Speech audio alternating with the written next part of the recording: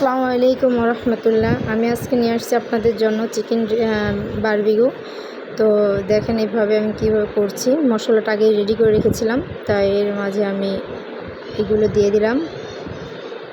এখন চিকেনগুলোকে সুন্দর করে মেখে নিব, চেপে চেপে মেখে নিব যাতে সবগুলোই ভিতরে ঢুকে যায়। হ্যাঁ, চিকেন ফ্রাইটা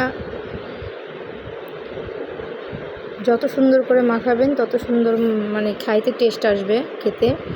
তো এখন আমি এখানে নিয়েছি বেসন, কর্নফ্লাওয়ার, আর এখন অয়েল দিয়ে দিব।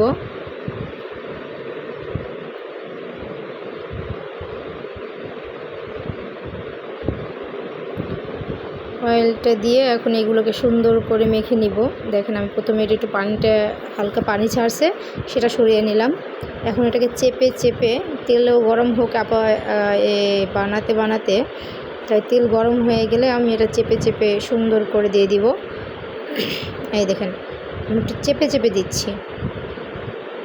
চেপে দিচ্ছি যাতে এটা সুন্দর করে লেগে থাকে।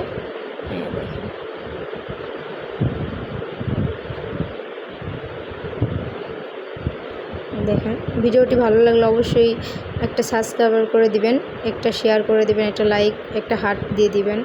আপনাদের জন্য কষ্ট করে ভিডিও বানাই, আপনারা সাপোর্ট দিলে আমরা আরও এগিয়ে যেতে পারবো। ভিডিও বানাইতে ভালো লাগবে। সবার কাছে অনুরোধ রইল একটা সাবস্ক্রাইব করে দিবেন।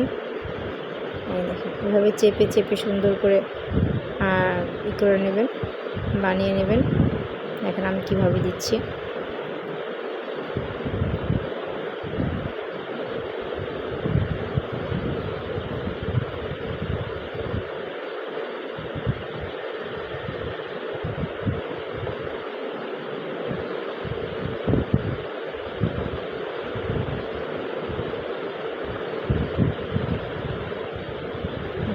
এখন আমি আলতো হাতে এগুলো নেড়ে চেড়ে দিব।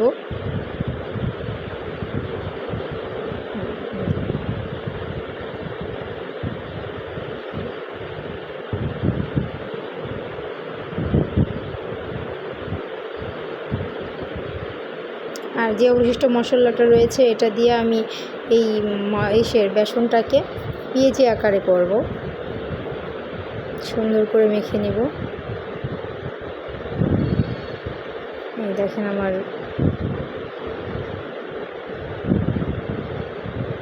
প্রায় চিকেন ফ্রাই হয়ে যাচ্ছে। দেখেন কালারটাও সুন্দর আসছে।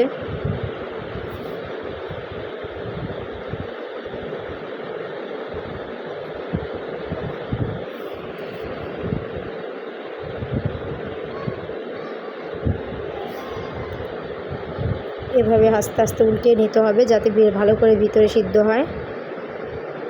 যেহেতু এটা আগে আমি কোনো প্রকারের কিছু করিনি, জ্বালানো বা হালকা ভেজে নিইনি, কাঁচাই দিয়ে দিয়েছি চিকেনটা, এই জন্য এটা সুন্দর করে আস্তে আস্তে ভাজতে হবে। এই দেখুন আমার হয়ে গেল।